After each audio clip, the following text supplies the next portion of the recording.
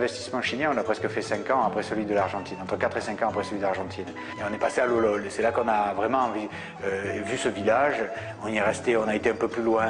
Et cette fin de la vallée de Colchagua là, qui s'ouvre sur Lolol, là, avec le village de Lolol, ça vraiment, ça nous a plu. On a commencé à tourner dans la région et on a rencontré une famille qui est là depuis des années et ils se sont divisés de cousin en cousin avec Allende.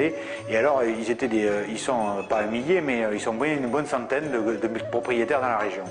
Et on en a fini par en trouver 7 à mettre ensemble, qui ont accepté de nous vendre en l'open terre. Et en faisant les études de sol, je me suis aperçu que c'était un superbe terroir à planter. Donc du coup, on a planté presque 35 hectares sur place. Et on a fait une espèce de petite bodega qui ressemble à un petit château bordelais avec toute son atmosphère. Et tout ça en pied de mont, avec donc tout ça inscrit dans le pied de la montagne avec une vista énorme, une vue impressionnante, qui fait qu'on a créé un lieu magnifique et qui en plus de ça a produit des raisins exceptionnels. Depuis qu'on a encore des vignes qui sont jeunes, mais on produit des raisins qu'on n'imaginait pas avoir.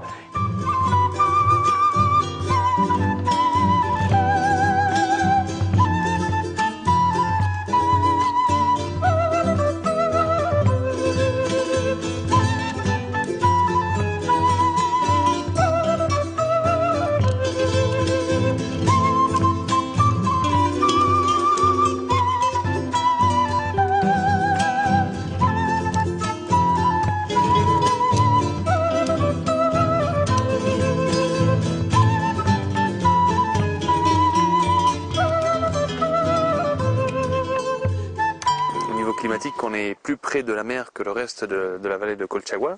On est à 30 km de la mer et surtout, il n'y a pas de frontière géographique. Donc l'air de la mer rentre sans problème jusqu'ici. D'ailleurs, c'est la brise qu'on sent en ce moment là qui arrive et qui commence à partir de 2h, 1h de l'après-midi et qui n'arrête pas jusqu'à la fin de soirée.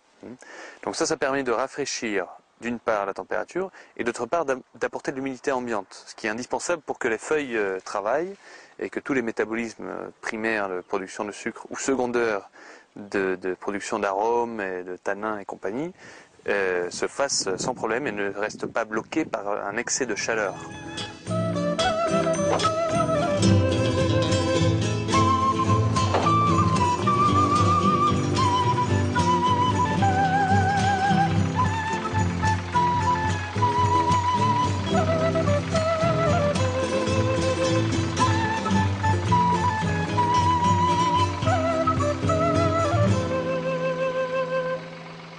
Les frères Jacques et François se sont implantés ici en découvrant un peu non seulement la beauté du site, mais aussi le facteur climatique et géologique, donc vraiment qui se combinait très bien. Et ont lancé ce projet en 2000 pour faire vraiment un de leurs plus petits projets et de leurs projets de plus grande qualité. On fait les vins les plus chers ici, de toute la compagnie de Jacques et François Berthaud.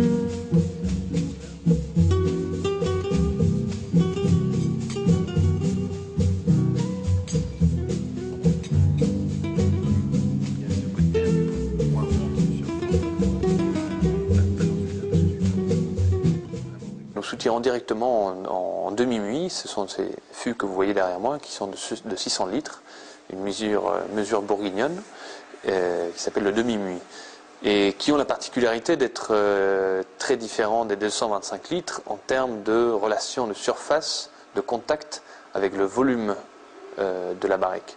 On a moins de surface de contact sur le bois, sur les 600 litres que sur les 225 litres. Cela nous oblige à faire un élevage plus long, de 18 mois, mais qui au niveau de l'harmonisation du bois, ce qu'on appelle quand le bois se fond dans le vin, et qui va très très bien avec le Carmenère, qui est un cépage qui n'a pas une masse tannique très importante.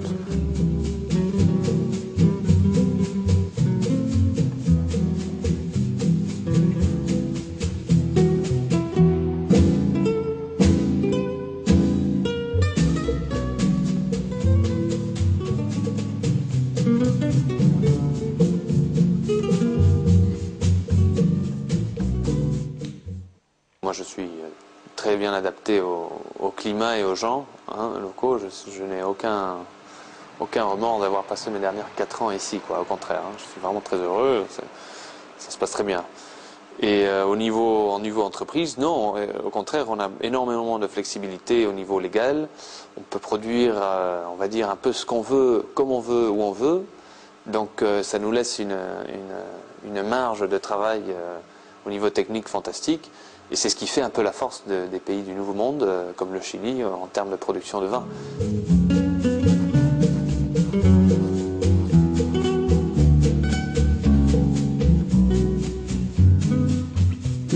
Il y a cette atmosphère chilienne économique qui est beaucoup plus ouverte que l'Argentine. En Argentine, on a pris des risques financiers à travers la dévaluation, on a pris des risques aussi dans un pays où l'économie est impossible à cerner, quoi. On ne sait jamais ce qui se passe. Tandis qu'au Chili, c'est quand même une économie mondiale forte, qui tient bien, qui se débrouille bien, qui résiste à tout, même au tremblement de terre. Et c'est un pays qui a une certaine force financière. Et donc ça a été beaucoup plus facile d'apporter les fonds, de gérer nos achats sur place, quoi. Ça a été beaucoup plus, c'était plus tranquille, je dirais.